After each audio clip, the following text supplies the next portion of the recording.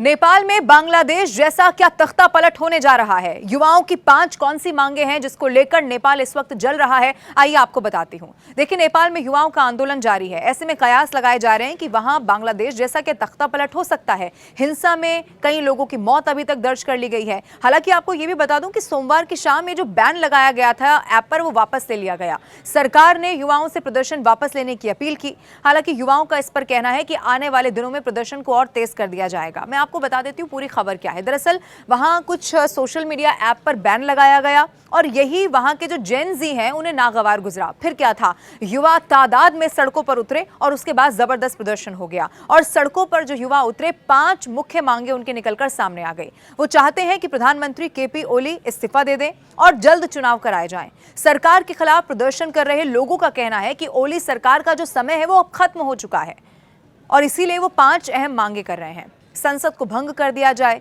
सभी सांसद इस्तीफा दे दें, उन सीनियर अफसरों को तुरंत सस्पेंड किया जाए जिन्होंने प्रदर्शनकारियों को गोली मारने का आदेश दिया था।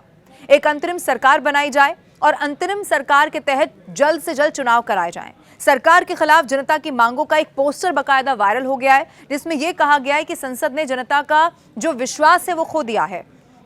अब वो हमारी आवाज नहीं रही है।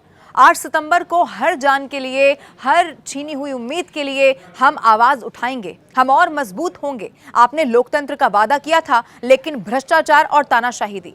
आप हर विद्रोह को दबाते रहे लेकिन अब ये चक्र खत्म होगा। इस बार हम आपको अपने वोट से हराएंगे।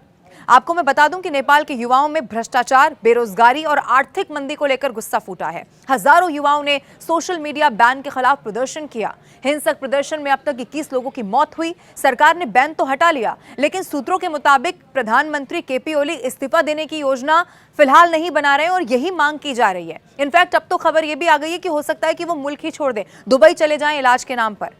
सरकार ने युवाओं से प्रदर्शन वापस लेने की अपील की है। हालांकि युवा और आम नागरिक काठमांडू में संसद के बाहर फिर से इकट्ठा हो रहे हैं।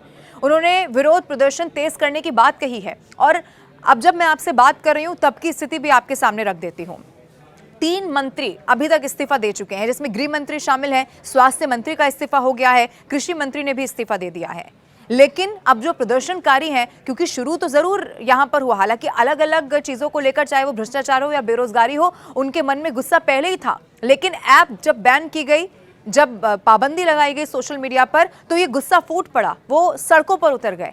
इसीलिए जब ये बैन वापस ले लिया गया है, इस बैन को, तब सवाल पूछे जा रहे हैं कि भाई अगर आपकी मांग थी तो आप इस प्रदर्शन को बंद करिए। लेकिन अब वो भ्रष्टाचार, बेरोजगारी, ये तमाम ऐसे मुद्दे हैं जिनके लिए प्रदर्शन कर रहे हैं। यानी कि वो बार बार इस बात का मुद्दा पहले भी उठाते रहे और इसमें सारे युवा शामिल हैं। यानी कि जो जेनजी है, जो नई जनरेशन है, वो इसमें शामिल बताई जा रही है। अब खबर ये मिल रही है कि नेपाल के प्रधानमंत्री देश छोड़ सकते हैं। यानी कि आपको याद होगा बांग्लादेश में किस तरह की स्थिति हुई थी। मुद्दे जरूर अलग अलग हो सकते हैं लेकिन वहां पर भी शेख हसीना को इसी तरह अपना मुल्क छोड़ना पड़ा था। सिर्फ इस्तीफा देने से बात नहीं बन गई थी। तो क्या वो मुल्क छोड़ देंगे इस हिंसा की वजह से, या वो दुबई चले जाएंगे इलाज के नाम पर, ये देखना होगा। ये अब कयास लगाए जा रहे हैं कि आने वाले समय में हो सकता है, क्योंकि युवाओं का कहना है कि अब सरकार का काम खत्म हो गया है, जो वादे किए गए उन्हें निभाया नहीं गया, इसीलिए अब हम उनको हराएंगे अपने वोट से। और वो फौरन चुनाव कराने की भी यहाँ पर मांग कर रहे हैं। लेकिन मैं आपको बता दूं, स्थिति इस वक्त बहुत ज्यादा खराब हो चुकी है। वहां लगातार युवा सड़कों पर हैं, आगजनी की जा रही है, प्रदर्शन किए जा रहे हैं। इतनी ज्यादा भीड़ सड़कों पर है कि पुलिस के लिए भी उस भीड़ को कंट्रोल करना अब मुश्किल हो गया है। इसीलिए देखना होगा कि क्या तख्ता पलट एक बार फिर से वैसा ही जैसा बांग्लादेश में हुआ था, ऐसा एक बार फिर से नेपाल में होने जा रहा है और भविष्य में क्या कुछ इसके परिणाम होते हैं, इंतजार करना होगा।